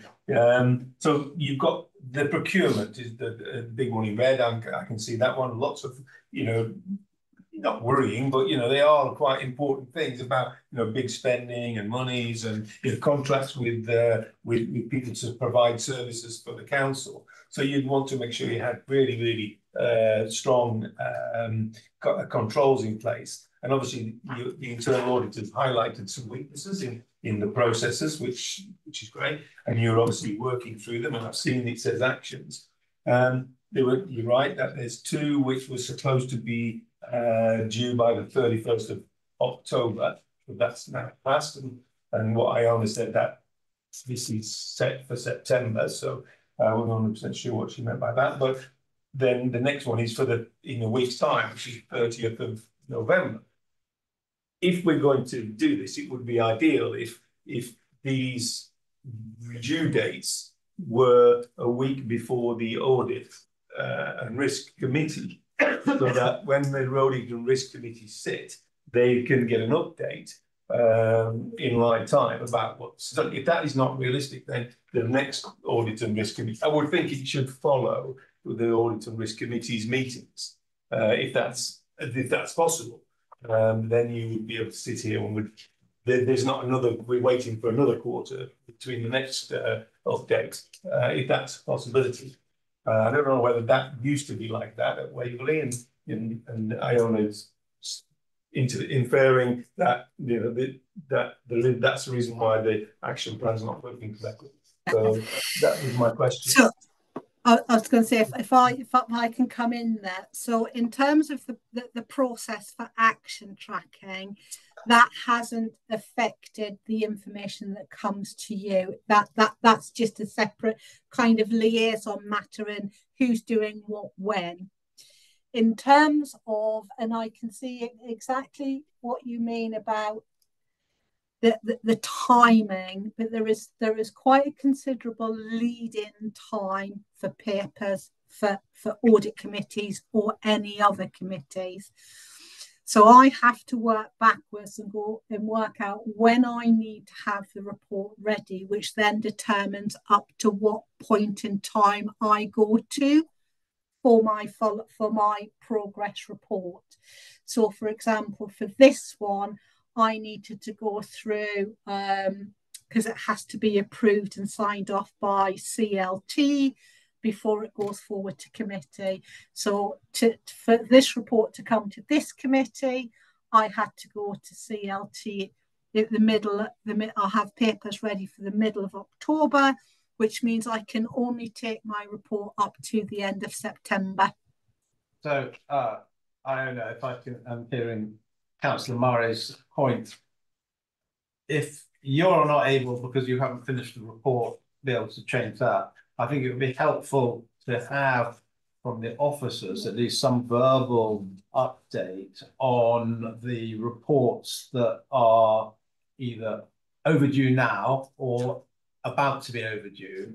So the procurement one, I take your point. I think that wording that we have there is identical to the wording we had last quarter. It's a high important thing. So I'm kind of left, well, is it really that high? Yeah. If it's exactly the same wording as it was 3 months ago? And it would be helpful if there was at some point we say, well, you've got the 30th of November down there. Yeah, we're on track, or we've done it. So if I could just step in again before Richard, in terms of that wording being exactly the same as last time round, yes, it will be where there's been no further follow-up because the revised target date hasn't changed. So when this report came to you last time, or when I brought the previous progress report, which came to you in September, the target dates on these actions had already been reset to the 31st of October. And as I said earlier, these will overdue actions will always remain on this report until they're cleared. So the text on these are exactly the same because the target date of the 31st of October had been set previously. So that will only change if when I come to follow up this month or in the next couple of weeks, if the action hasn't been implemented and there needs to be a further revised target date, then this report for you next time will be updated with the revised target date and the updated narrative as to why it's further changed. I hear you on that, but taking that procurement as the example, I think it's an important, it's a big issue. It's been flagged as high importance. I am just not certain how this committee is getting the assurance from this report or elsewhere that is being addressed and is on track to be addressed. If you're comfortable with it, should be pushed back until another March or something, I'd expect that to be there. Otherwise, I'm not sure. I didn't have, from what I hear here, the assurance that is being underway. So I think in general, Chairman, I think as we get a grip of this action tracking, then we should be in a position whereby if these sort of questions are raised at these meetings, we will have an updated position because Candy's going to talk to people with the outstanding actions. So I think bear with us just this time round, and next time round, hopefully, we'll have that information at our fingertips. If I could just add one other thing, I mean, Candice, as you know, we've had quite a lot at council, and we've had extraordinary council meetings to discuss contracts renewals because they haven't been tracked. And there was it's been quite an issue this year. So that's why I bring it up, and that, you know, as this committee's met twice and discussed this specific thing, that there's not a bit more of a sense of urgency about it, and that we can then be reassured that we're doing our job, really, that this audit committee are doing their job by looking at these things and asking questions. I think that's what we're supposed to be doing. And I think this is such a big thing, and it has become a live thing. We've all been trooped into twice, I think, now as full council to ratify and approve an extension of a contract.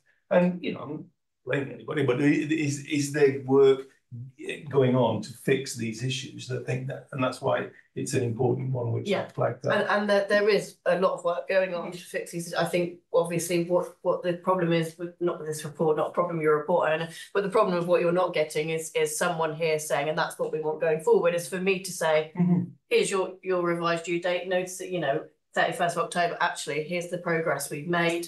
We've been doing challenge boards, we've been doing a lot of work. We've got the procurement team from Guildford, and that's what we'll be bringing to you going forward, is that internal officer feedback. That would be a big step forward. Well, thank you. Yes. Thank you. Any other questions on the progress report? Councillor Barclay-Max. Yeah, I really like the report. And on page 141, we have a nice looking table, and I like the rag coding. Just three very, very minor comments. Well, two minor, one just on my bugbear. But one is, I think it would help if we had totals at the bottom of those columns on page 141, just so that we can then make sense of the totals in the overdue columns. I hope that's self-evident. Also, I do wonder if percentages would help, because it's all about proportions here. And then finally, my bugbear once again, so you're part of the Southern Internal Audit Partnership. So I would have thought you'd be in a great position to benchmark, so that if we could then see, okay, actually we're doing fine compared to Hampshire or whoever else, or maybe we're not. And then I think this is a classic case for benchmarking, would help us all add value. So two things. I'm not quite sure if you're looking at an old version of the paper. So page 140 is the annual governance statement on my version.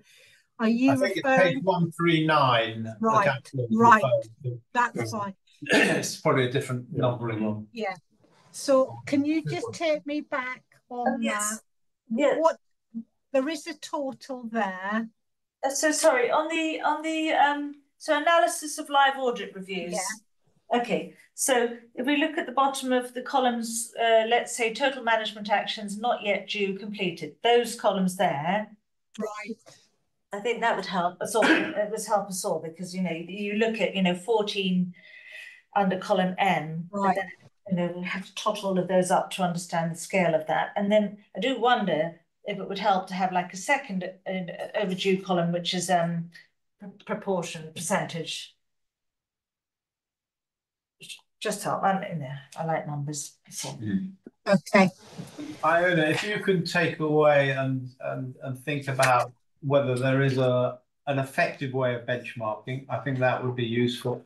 I think we should just be so slightly careful of going, well, we've got 7 overdue ones, and the other councils have got 9 or 10. Aren't we doing very well? I think that might be, the wrong thing to draw. So I'm apprehensive of how we would view any benchmarking, but. And that was my second thing. I was just going to ask us some clarification on, now that I'm literally on the same page, is what were you looking to have benchmarked? Because I would agree wholeheartedly with the chair there, in that there's no I don't think it wouldn't be fair to draw a benchmark on numbers because plans are different, scopes on reviews are different. You just wouldn't be comparing apples with apples. Sure. And so the point here is you only ever want meaningful benchmarking. I'm not after benchmarking for its own sake. It's where it gives meaning. And so here, for example, you know, I look at the 14 number there at the bottom in yellow, and I'm thinking, okay, all right, so we've kind of got a wave here. I'm not quite sure how to interpret that number. Is that serious? Does it matter that we have 14 overdue, middle importance numbers? And I don't actually know. I can't personally derive meaning from that number. And so if we're going to try to add value as councillors, what would help us is to have a top line figure. I mean, we're not going to change the world in a day, you know, top line figures. You know, what we tend to see is that there's a 10% overdue rate in other councils or a 5% overdue rate. So we're in the ballpark, you know, just something like that, so that we can interpret these numbers and, you know, so that we can add value on what's a very important committee. I think this is one of the more important committees. Okay, yeah. Can you take that away to? I will take that away. I do have reservations of benchmarking that against other councils, but whether we can do, whether just that introduction of percentages for you, how many of your totals are running over? Thank you, Iona. I would comment to members that if you, there is a way of broader benchmarking, and that's reading the annual internal audit reports of other councils, which are published, just like ours is published. But again, I would caveat that those annual reports and those opinions are based on those systems that were covered that year. So if you've got a completely different set of systems, there's a limited parallel that you can draw to another council. Yeah. Councillor Murray. Thank you. And what Councillor Barker-Lomax said about the percentages, Iona, where it says complete. So it says, you know, it gives you a number of how many actions have been complete, but it would be quite nice to see whether that number is a percentage of completeness. I'm looking for the right thing. So are we 50% completed? Are we 90% completed? Are we only 10% completed? Is that something useful? I mean, it would be useful for me to see what kind of progress is being happening with these things. It might need 500 action management action points, or is 8 a big number? That would be helpful for me, I think, if that's something possible you could add. I'll have a think. We've just got to realise the page is only so wide. Okay. I think you're sensing the views of the members here. So if you can, that would be. I will see what I can do that might bring a little bit more meaning for you. Thank you. I appreciate it. Thank you. Sorry, Chair. So got 2 points, if that's okay. First one is property terrier, which I know there's a lot going on internally, but one of the urgent things for me personally was in the last report was the 4 data records, and I'm just wondering whether that's been resolved.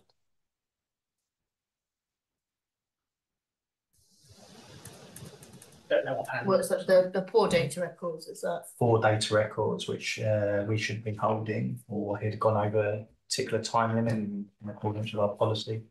Okay, yeah, I'm not entirely sure, but we can. Could I ask an officer to take that away to the officer who's responsible to give Councillor Higgins and the committee just the update on that? See, I think it's just that's an area of urgency. I think everything else will take time, but I think that's one thing we need to do with straight away. But the other one is on procurement. Obviously, we need to update the contract register. And I may be misreading it, but it feels like the latest service update suggesting that a new contract database is going to solve everything. But actually that's only going to be as good as the data that's going to go into it. So I was just wondering whether actually we are updating that register. So yes, the new contracts register, I think this week I should be seeing the first version of that for Guildford. I think we're about a month behind probably for Waverley. But yes, as part of the change reports, we actually went through with assistant directors all the outstanding contract information that was missing.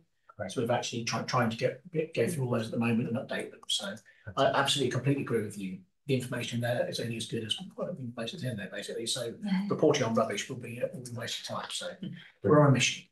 Great stuff, thank you. May I make a suggestion that if come our next meeting, the procurement issues were still outstanding, that the new post holder can come to the meeting just to give us an update on what he or she is trying to do, and we'll put it high earlier in the agenda so they can then leave. Yeah, she lives in Weymouth, so she may be online rather than here. Fair enough. Yeah. Thank you. Will the committee please note this report? Yes. Thank you. Thank you. Thank you very much, Iona. Thank you, Iona. Thank you. That takes us to item 17, which is the annual work programme, which is more of a reminder to the committee of the things that we can expect on either on an annual basis or things that are done on a regular basis. And there, I mean, you will note the AGS review. We did the review of the audit committee in terms of reference last meeting, so that's why it's not being done here in November. I have a question. Sorry. I noticed earlier on we had a lady who was Penny, I think, who was senior litigator. Yeah. It does seem to me, I'm surprised we haven't got any reference to litigation or contingent liability that we're talking about in this committee. And I now see that actually that doesn't form part of our annual work programme. And I would have thought that we as an Audit and Risk Committee should know about the size of any litigation we have and any contingent liability that we have as a council. That will be, I guess, on the risk register, and if it isn't, it should be. And statement of accounts will have contingent liabilities, and part of the risk statement that we went through earlier talks about any open litigations that we have. Does it? Yes. I missed that. No, that's okay. So where was that? So that was the risk assessment, wasn't it? Document we had legal cases, and then within the statement of accounts. So I mean, specifically that just details legal firms that we were engaging at the time for legal cases. It wasn't going into detail, which we probably wouldn't want to necessarily make public, but it detailed those firms that we were utilising for external legal cases. Okay, but so do we have anywhere here the size of claims that we're currently litigating? No. No, if we had anything on a very large scale at year end, we would have that we'd have to state that in our contingent liabilities, but open in the accounts. In the accounts. But as of right now, no, because our accounts are as at the 31st of March 2024. Councillor, I think we'd probably look at what our terms of reference are. I think we may be straying beyond I can understand the concern, but whether it's the concern of this committee, well, we will see in the audit side what litigation is, and from the risk register and are looking at the risk side, we should then get to think of what the controls around litigation are. And I think perhaps that's the point. When we see that, we may want to ask, can we have a deeper dive into how is litigation managed as opposed to the actual particular amount. Oh, okay. So are we saying that this committee does not have sight of the total scale of litigation that the council is looking at? Is that just not our remit, even though we have risk in the title? I don't believe it's not an express member of the agenda, is that? It's not, correct? it's not, Correct. but it would form, quite right, as the Chair saying, as Richard said, part of the risk management strategy, because it's something that we put on the risk register as something that's a corporate risk that we need to manage, and then that's the means by which it will come to this committee. And so would that risk register say, okay, we're litigating 2 million, you know, that the scale is 2 million? Indeed. And so is that in this documentation? It's not before you because you haven't got the risk register before you today. No. But it's coming back on, I believe, January. It's back in January. So if there were, it would be there in January. It's been pointed out to me that this agenda item fails to have the January. Yes, okay. We're meeting till March. Okay, so then in January, we would expect to see a number, which is a scale of contingent liability subject to litigation. If applicable. Understood. Okay. Sorry, could I just clarify what you were talking about there? Are you talking about a plus or a minus? Oh, this is how much we're hoping to get in litigation, or how much we're at risk of losing in litigation? I'm not too sure. I just want to clarify what we were saying. So I'm after contingent liability. So then I'm after the downside because this is a risk committee. Yeah. But I mean, of course, you know, you can set it off if you're, you know, counterclaiming, and that should form part of the report. And that will be in this. That will be in the risk register report. In the risk, if there's the exposure, the financial exposure, i.e., minus 2 million. But then you have a mitigating factor. Okay, that is what we're talking about. Sorry, I was just clarifying there. If there is a mitigating factor. So, for example, in litigation, if you can forward a claim somebody else as applicable, that might be mitigation. But principally, you're going to see the financial exposure. Okay. I would suggest that it's the process that the officers go through in that, the controls they have and how they assess, how they tell us they assess those particular risks, that we as a committee should be interested in seeking assurance that those controls there. The actual numbers, unless they become material for the audit perspective, it would perhaps be more the subject matter of one of the ONS committees. Would it be a cumulative effect of appeals process for planning? So is that that's in the financial report, right? Under planning, how many, if you have got 50 planning appeals this year, and you could lose them all. Yeah. Or win. Is that in that risk register as a risk? It would be in financial monitoring, and so another part, financial monitoring, is going to executive tomorrow. And so one part that we want to bring in is a new section on appeals and how much we're forecasting to spend. So it's contained within the overall monitoring, and we want to bring that section out specifically. Okay, good. And that's where we're asking members, do you think anything else should be brought out specifically? So your financial risk throughout the year is forecasting, and that would be in quarterly monitoring. Okay, great. Yeah. Okay. So what you mean, right? I've got it. Thank you. It wouldn't be, sorry. But Councillor, are you happy that we're going to hear something more on this in January? Yes. And I think then we can either take it further or see what the officers. Yes, thank you. Yeah. It's fine. Thank you. Thank you. Any other questions or items? I would ask you to note this, although I'm noting that it doesn't have the January reports on it. It would be helpful, actually, Chair, if I may, to have the January included here with what items are going to be covered. Essentially, the agenda, item, so we can prepare our holidays appropriately. Signing off the accounts will be one of them. I would imagine I might do that. Can I leave that with the officers to produce a good draft agenda item, which initially discussed with me, and then I can circulate that. It would be helpful to the members.